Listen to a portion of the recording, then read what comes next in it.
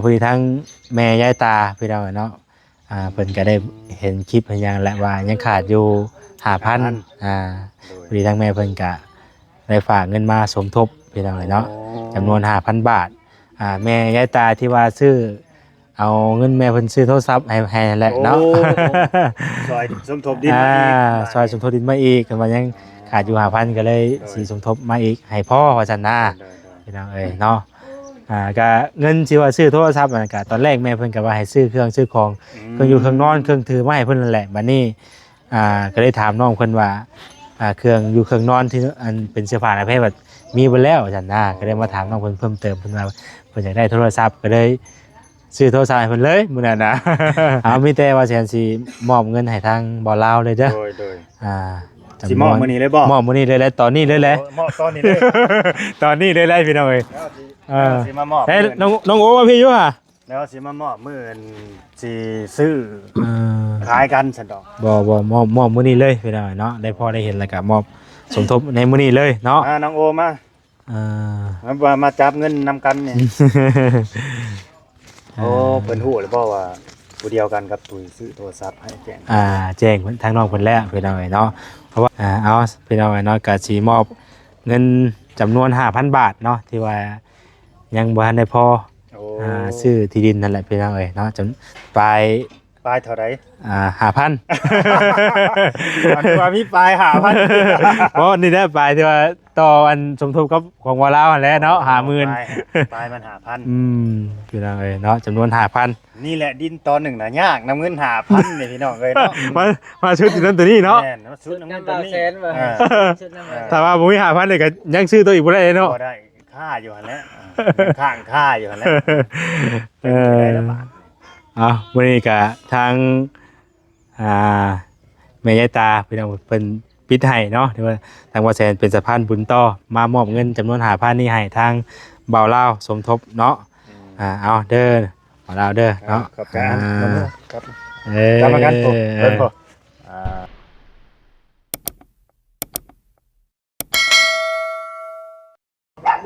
พี่น้องเนาะเปิดภาพเปิดคลิปมากะทางบ่าวลาวพี่น้องตัวเพิ่นกะมาส่ง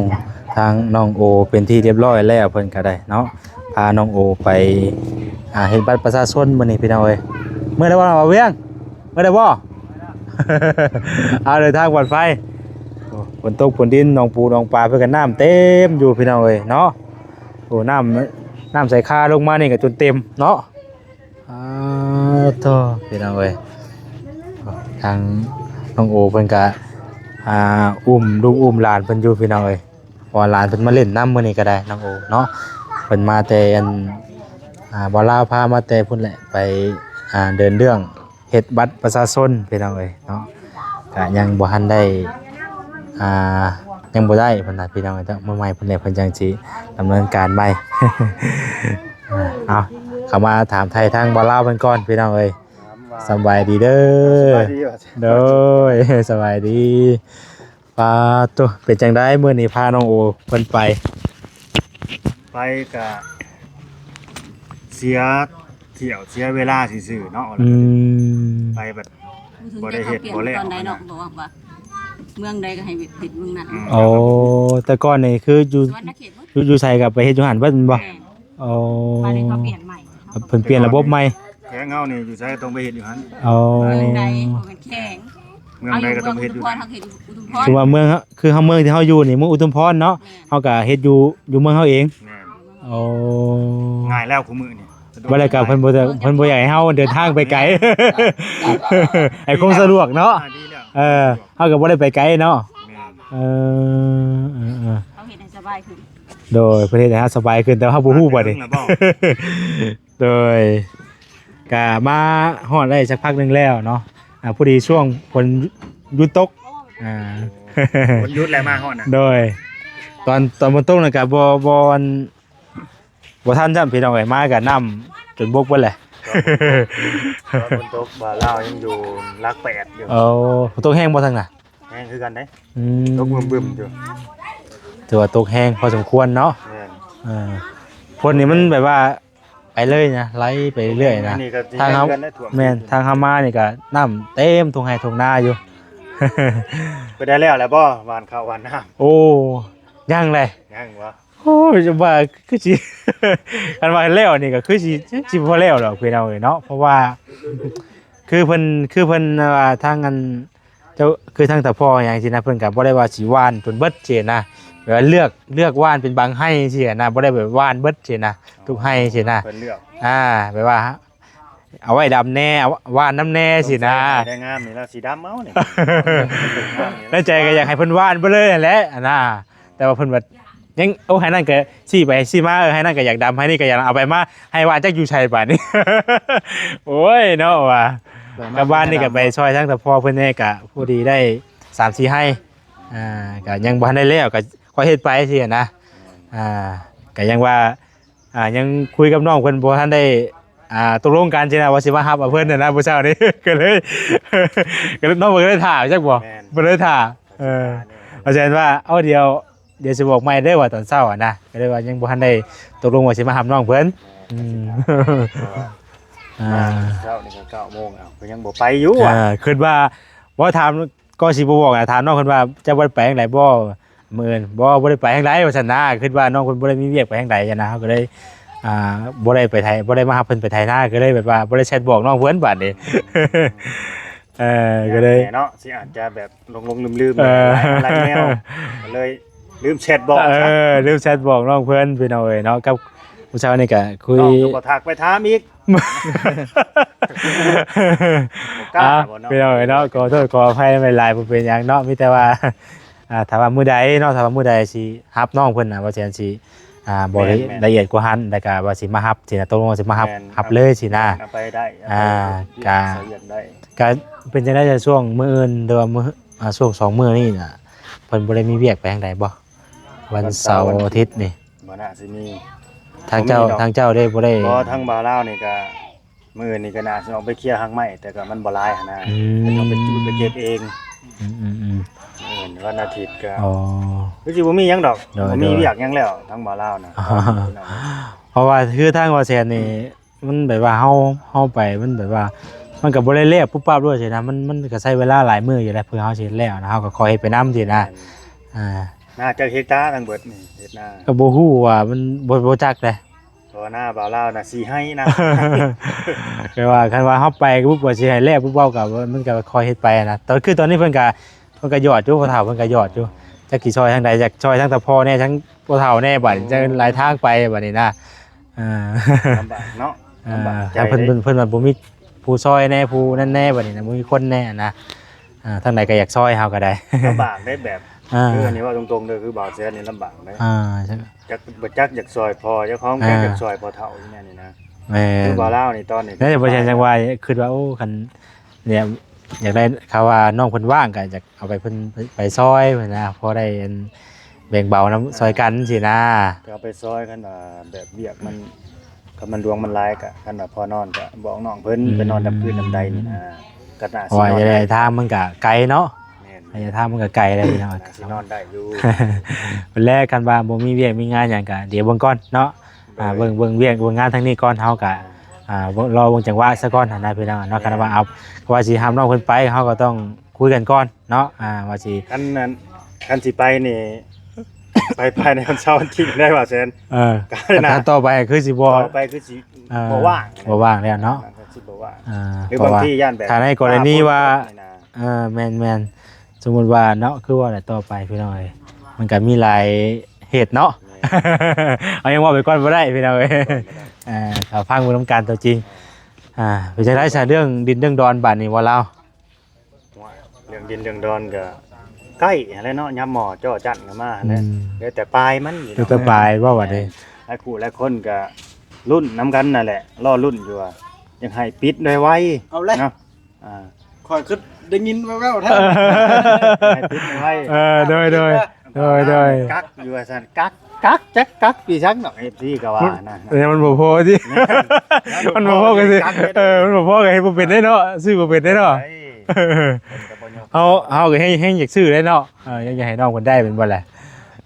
บ่ได้กักพี่น้องเอ้ยกักหน้าจนแล้วเป็นทง เงินบ่พอก็ห่วยเงินบ่พอก็ซื้อบ่เป็นแน่นอนว่าเราเนาะ ขาดอยู่ 5,000 โอ้มาแล้วก็ มันเนาะ คือตอนนี้น่ะแม่นมีงบอยู่ 50,000 แม่น เพราะว่าดินน่ะ55,000บ่ 55,000 คนดินน่ะแต่ก็ตอนแรกตอนที่เฮาวัดแท้กันน่ะเพิ่นเว้า 60,000เนาะ แม่น เพิ่นว่า 60,000 60,000 ต่อมาก็เฮาก็ต่อรองเพิ่น ต่อรองมาลุ้น อ่า เหลือ55,000 เดี๋ยวมา55,000เป็นยังไงเพิ่นลดให้เดี๋ยวอยู่55,000 เนาะ 55,000 โอ้ คือจบอยู่นํเพิ่นทำบ่ต้องไปยุ่งยากหยังแล้ว บ่ต้องมีเช่นนั้นนี่ บ่ คือให้55,000จุดน่ะคือแล้วอยู่กับเพิ่นเลย แม่น บ่ได้เสียค่ากำหนดธรรมเนียมอิหยัง บ่ เพราะว่าเพิ่นเป็นนายบ้านเองเนาะเช่นก็เช่นเองเพิ่นบัดนี้ จบอยู่นั่นเนาะ เจ้าอยู่กับเพิ่นเลยพี่น้องเอ้ยเนาะเพราะว่าสมมุติว่าเฮาซื้อดินทั่วไปบัดที่บ่แม่นของนายบ้านสินะครับมันก็ต้องได้เสียอยู่แล้วค่าธรรม เสีย เนียม ได้อยู่ใช้กันเสียนั่น อันนี้เป็นปกติพี่น้องเอ้ยเนาะค่าธรรมเนียมเพราะว่าการตัวนี้นะก็เสียปกติอยู่แล้วตัวนี้ มันก็อีตามบางบ่อนคือกันเนาะว่าเสียเท่าใดตามที่เฮาล้มกันนั่นแหละ คือกันเนาะ แม่นแต่ละบ่แต่ละบ้านแต่ละเขตก็บ่คือกันแหละบ่คือกันพี่น้องเอ้ยเนาะว่าสิได้เสียน้อยเสียหลายเฮาก็บ่ฮู้ตัวนี้นะเฮาก็ในนั้นแหละมื้อนี้ก็พอดีแจ้งข่าวน้องเพิ่นแล้วเมื่อกี้นี่แจ้งข่าวดีน้องเพิ่นแล้วว่าได้ถามไทยทำหยังแล้วว่าเพิ่น โอ้ ว่า ทางบ่าวแสนสิมาปิดบ่นี่หรือว่าจะ ก็ ได ว่าในนั้นแหละพี่น้องเอ้ยเนาะ คันว่ายังขาดอยู่5,000น่ะนะก็สิปิดให้เลยแล้ว โอ้ก็ดีใจเลยสิ โดย เนี่ยนะก็ดีใจเลยสิ โดย วันที่รอคอยก็สิมาถึงแล้วบาดนี้ โด เนาะ ยกับพอดีทั้งแม่ยายตาพี่น้องเนาะเพิ่นก็ได้เห็นคลิปเห็นหยังแล้วว่ายังขาดอยู่5,000พอดีทั้งแม่เพิ่นก็ได้ฝากเงินมาสมทบพี่น้องเนาะจำนวน 5,000 บาทแม่ยายตาที่ว่าซื้อเอาเงินแม่เพิ่นซื้อโทรศัพท์ให้แหละเนาะ ซอยสมทบดินมาอีก ซอยสมทบดินมาอีกกันว่ายังขาดอยู่5,000ก็เลยสิสมทบมาอีกให้พ่อว่าซั่นนะพี่น้องเอ้ยเนาะก็เงินที่ว่าซื้อโทรศัพท์นั่นก็ตอนแรกแม่เพิ่นก็ว่าให้ซื้อเครื่องซื้อของเครื่องอยู่เครื่องนอนเครื่องถือมาให้เพิ่นนั่นแหละบัดนี้ก็เลยถามน้องเพิ่นว่าเครื่องอยู่เครื่องนอนที่อันเป็นเสื้อผ้าหน้าแพทย์แบบมีเบิดแล้วว่าซั่นนะก็เลยมาถามน้องเพิ่นเพิ่มเติมเพิ่นว่าเพิ่นอยากได้โทรศัพท์ก็เลยซื้อโทรศัพท์ให้เพิ่นเลยมื้อนั้นนะ อยากเล่นน้ำหมูเลยเนาะวัยรุ่น คือสมัยนี้มันก็ต้องมีอะไรพี่น้องเอ้ยเนาะ แม่น ก็บ่ติบ่ว่ากันเนาะได้ มันก็สำคัญคือกันได้ ตามยุคตามสมัยมันนั่นแหละ แม่น ผู้บ่มีก็อยากมี บางคนก็ขุดเคี้ยวพ่อแม่ผู้ใดแบบขนาดพ่อแม่บ่มีนี่ลูกบางคนหั่น แม่นเพื่อสิมันก็เพื่อสิได้เนาะเพื่อสิหาเก็บเงินได้ซื้อโทรศัพท์ก็มันง่ายๆพี่น้องเอ้ย บางทีคนเฮามันมีหลายภาระเด้สัก แม่ ข้าวน้ำก็ต้องซื้อแบบนี้นะ มันซื้อหลายทางใช้จ่ายเนาะทั้งนั้นเนี่ยทั้งนี้แน่พี่น้องเอ้ยว่ากันตัวนี้เนาะ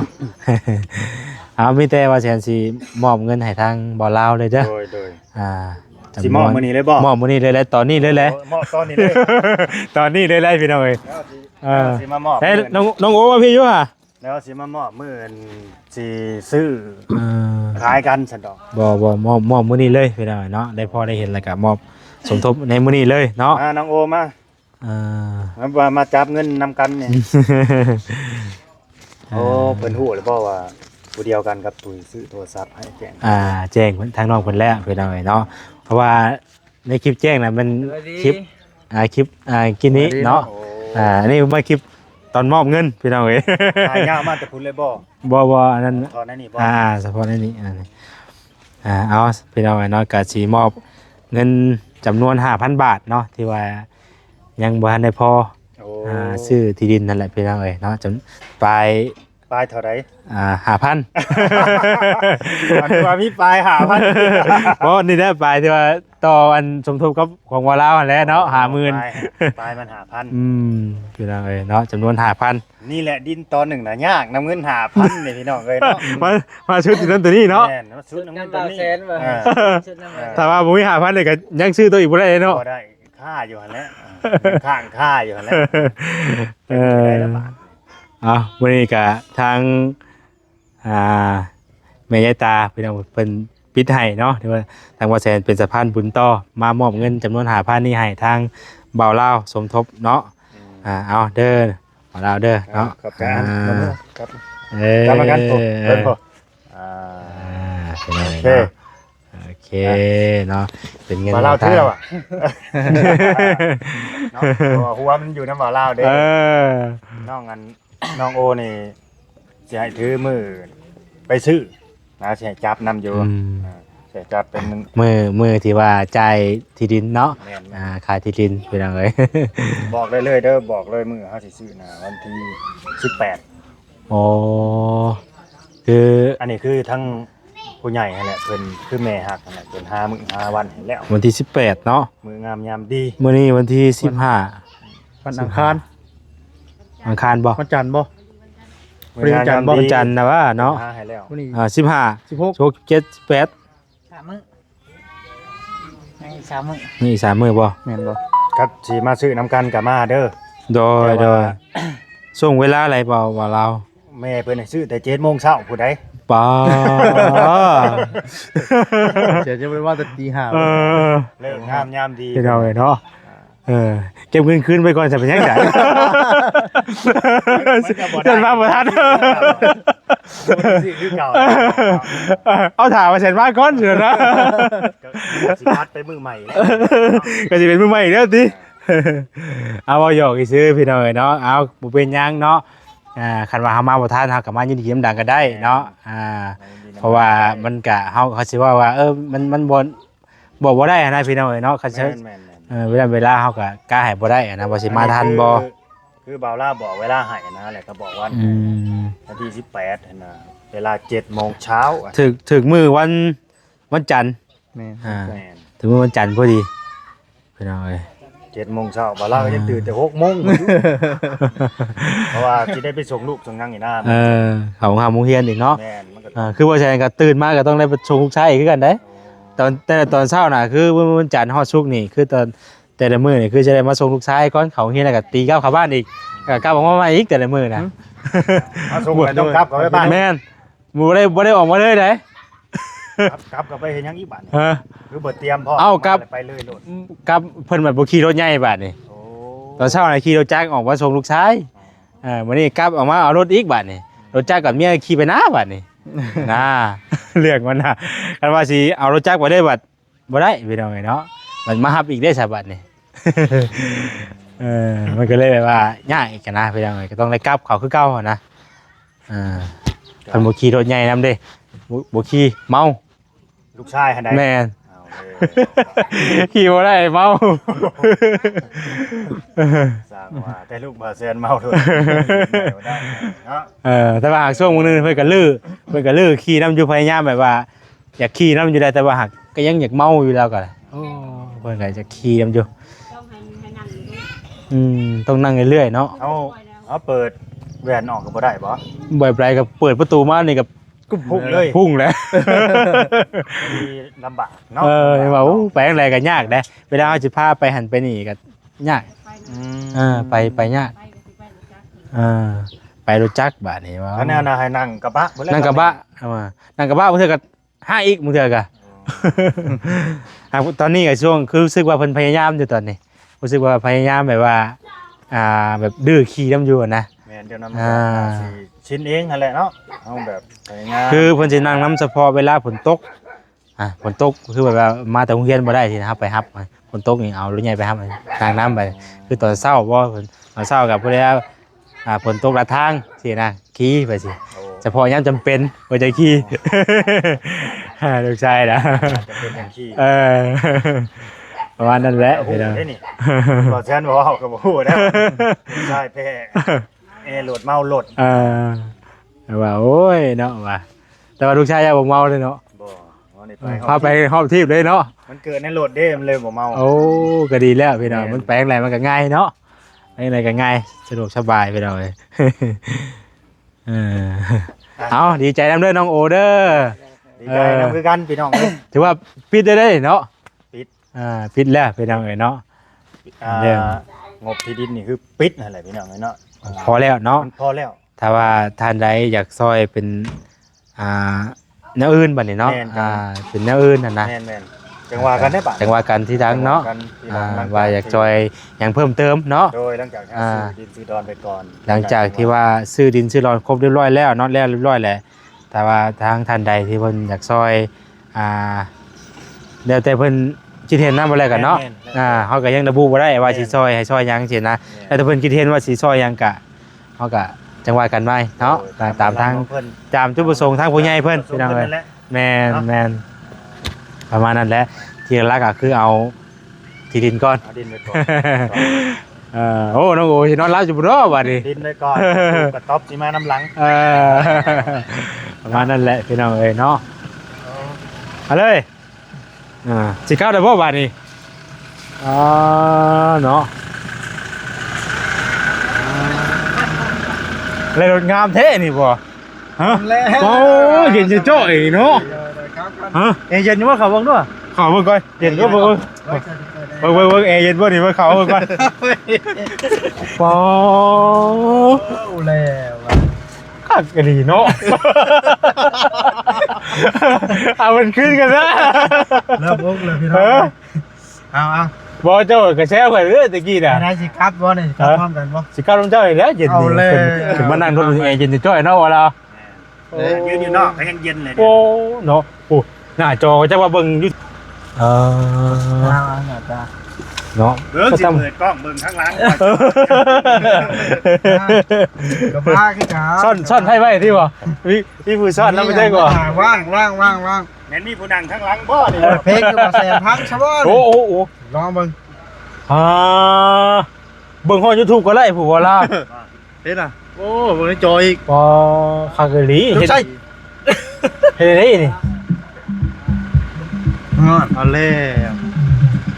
พี่ถึงนี่เนาะ นี่ก็ชิดแล้วเนาะ เจอแต่นี่ครึ่งเนี่ย ครับน้ำมันดีบ่เดี๋ยวนี้ บ่ข่อยติดใจเจ้าของเจ้านี่ได้ เอาแล้ว ข่อยคือบ่มีแบบนี้น่ะ พอสิเริ่มเว้าอ้างอะไรยังเป็นทางการ บ่ ได้จ้ะ เนาะของข่อยบ่ได้มีเด้แบบนี้น่ะ เอาแว่นขึ้นแบบบ่ต้องคุยกับคนข้างนอกพดอยู่นี่ก็ได้ คนจะพูดก็ได้บ่นะ ได้ โอ้คนอยู่ฝั่งนั้นเอาแว่นลงฝั่งนี้ก็ได้ ได้ โอ้โห กากะดีเนาะ มีคนมุ่งอีกเนาะ โมงมีโมงเลย โอ้ป้ายก็มี ไปเดี๋ยวชอบโอ้ยไก่มาแทนได้เราหยอกขึ้นแล้ว เดี๋ยวว่าคืนแล้วไปเลยเนาะ เคยหยอกเนาะ ว่ามันก็หยอกว่าแสนไปเลยเราก็เลยเราว่าเบิ่งบัดนี่นะว่าคนที่ใจตีเด้ข่อยบ่ได้มีเด้ ว่าโด เบิ่งบ่ได้อีกแบบนี้นะ บ่ว่าโด อ้าวอีดีเลย กินมากับหลุดเลยบ่เลยเอาไปตีเด่น อันนี้ฮะติดมาน้ำรถเลย ของมาลาเบิ่งได้บ่เป็นนี่ บ่เขาอันนี้เขาต้องไปติดตั้งเนาะ ห่าน เอาเลย อันนี้เขาหนาสิติดตั้งมาก่อนแล้วนะ เฮ้ย แค่แต่ เฮาเฮ็ดได้นี่ โอ้ยหนา เอาเสื้อมือถือเข้าไปมันก็เห็นบ่นี่ เสียงขอโทษเข้าไปเห็นเลยจากเบิ้งยังเบิ้ง เปิดโทรศัพท์มาพี่ หมดแล้วเขาเบิดอยู่ที่แล้ว อ๋อแบบแค่เสื้อไม้ไผ่เข้าไปเสื้อ รถอันพระเจ้ามีแต่กล้องถอยนะบ่ เนอะ เบิ้งยูทูบบ่ได้ บ่อะไร บ่อยมีได้นี่เด้อันนี้แต่ย่า โอ้ยเนาะ เอาเลยไปเริ่มอุกแล้วเดี๋ยวนะ ผมบ่กล้าเฮ็ดแฮงเด้อใช่เด้อย่านคนลงคนลง อย่างนี้ได้ โอ้บ่กล้าเฮ็ดบ่ดีบ่ร้อยเด้อใช่บัดนี้โอ้ยค่อยๆค่อยๆโอ้ ครับก่อนหน้าบ้านนี่เด้อ โอเคยอกให้แน่ทั้งหน้าบ่มีเล็กน้อยบ่ ปลอดภัย เข้าขึ้นนะ ปลอดภัย โอเคไปได้ ด้วยไปแล้วบัดนี้เนาะ โอ้งามรถเราเนาะเบิ่งฮอน YouTube ก็ได้พี่น้องเอ้ย 100%ยังเบิ่งบ่ได้เด้ บ่เบิ่งบ่ได้ได้ของข่อย บ่แบบนี้เฮาไปติดตั้งได้ ต้องได้ไป แม่นประมาณ นักดิ 2,000บ่หรือ2,900ยังประมาณนั้นแบบจอ Android แบบ อ๋อต้องได้เปลี่ยนจอใหม่ แม่น คือจอมากับรถนี่เพิ่นบ่ได้อนุญาตให้เบิ่ง YouTube เนาะคือแบบว่ามันความปลอดภัยนั่นแหละพี่น้องเอ้ยเนาะ อันนี้คือจอแต่งนะบ่าว จอแต่งสามารถเฮ็ดได้เนาะถ้าว่าจอมากับรถอีเนี่ยเบิ่งบ่ได้เนาะค่ารถราคาแพงอีดีได้จ้ะพอเรารถนั่นอีดีได้คือเก่าบ่ มันแบบออปชั่นเต็มนะ อ๋อเพิ่นมีระบบป้องกันหลาย แม่น โอ้ คือของเฮานี่ มัน เดี๋ยวนี้ต้องไป ความปลอดภัยยังบ่ระบบความปลอดภัยยังบ่ได้ครบนะบ่ได้กันเนาะ ต้องระวังว่าซั่นซะอันนั้นคือเวลามีรถมีหยังก็เพิ่นเตือนตลอดเพิ่นเตือนด้วยเนาะ แม่น เพิ่นมีระบบเต็มที่เด้ออปชั่นเต็มว่าซั่นซะพี่น้อยเนาะ อ่ะก็สิขอบคุณทั้งผู้ใหญ่ใจดีเพิ่นเนาะ โดย ตั้งหน้าน้องโอเพิ่นเนาะ โดย ก็ให้ทั้งชื่อจังได้เพิ่น แม่ ประสงค์นามบ่ แม่ยายตาเนาะ แม่ยายตาเนาะ โดย ที่ว่าเป็นคนสุดท้ายเนาะที่ว่าสมทบเงิน5,000 บาทซื้อที่ดินน้องโอเข้ามาเนาะ โดย ขอให้ทั้งแม่ยายตาเพิ่นอยู่ดีมีแห้งเนาะสุขภาพเข้มแข็งอายุมั่นควรยืนเนาะอยู่เย็นเป็นสุขเด้อแม่คำตาเนาะ แม่ อย่าเจ็บ แม่ อย่ ยาย จน ยายตา แม่ เนาะ ยายคำตา แม่ยาย แม่ยายตา ตาแม่หมูอีค่ำแม่ยายตาซื่อๆเนาะ เอาเราไปเพิ่มค่ำให้อีกเอาเราจริงๆไปเปื่อยอยู่จังเด้อมาเพิ่มค่ำให้แม่อีก โด แล้วเนาะ ยเพิ่นอยู่ฮ่องกงพี่น้องเนาะ โอ้เพิ่นอยู่ฮ่องกงเนาะ โดย ก็ตามนั่นแหละพี่น้องเอ้ยน้องโอได้ขอบคุณเพิ่นเนาะให้เพิ่นอยู่ดีมีแห้งอะไรเพิ่นร่ำเพิ่นรวยเนาะสุขภาพเข้มแข็ง หน้าตาดีๆนี่ให้ โดย สุขภาพแข็ง โดย ให้ ให้มาเรื่อยๆเอาเว้ากันดิ ให้ เนาะ ให้หยังเนาะพี่น้องเอ้ยเอาซะ โอ้ให้เพิ่นอยู่ดีมีแห้งแหละเนาะสุขภาพแข็งแรงพี่น้องเอ้ยเนาะเพิ่นสิกลับแล้ว ปิดก่อนเอาไปทางใดเนาะ เพิ่นกำลังสิเตรียมเมื่อเนาะพี่น้องเอ้ยน้องตุ๊กเพิ่นกำลังสิเตรียมเมื่อทางพ่อจอยเพิ่นมาส่งพี่น้องเอ้ยเนาะประมาณนั้นแหละเด้อบ่ลาวเด้อ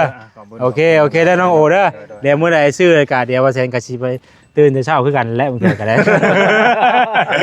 อย่าลืมได้อย่าลืมได้ วันจันทร์ วันจันทร์เนาะมื้อก็ใช่เจ้าไปชมลูกเด้อเลยก่อนสิไปเวียกก่อนแต่เช้าเอาโอเคเด้อบ่ลาวเด้อผมขอบใจละลาย เพราะว่าวันจันทร์บางทีอาจจะยาวนะ โอ้จะว่ามีเซอร์ไพรส์ อาจจะมี มีข่าวเพิ่มอีกแยกเนาะ จะมีเซอร์ไพรส์นะ แล้วบาด รุ่นบนการไปเลยเนาะสบายดีเด้อเนาะโดยนี่แหละพี่น้อยเนาะดินที่ว่าสิซื้อให้ทางน้องโอเพิ่นวัดแทกไว้เป็นที่เรียบร้อยแล้วเนาะนี่แหละพี่น้อยมีแต่ว่า